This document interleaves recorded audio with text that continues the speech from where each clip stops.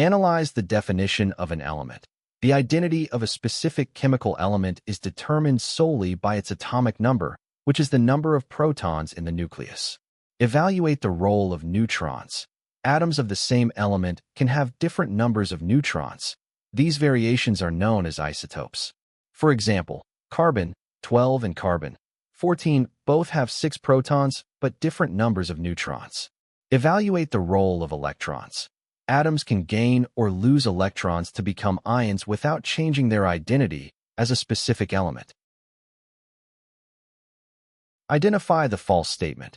Because an element can exist as different isotopes, varying neutrons, or ions, varying electrons, it is incorrect to state that all atoms of an element must have the same number of neutrons and electrons. Conclusion. Therefore, statement B is the only incorrect statement among the choices. The correct answer is option B.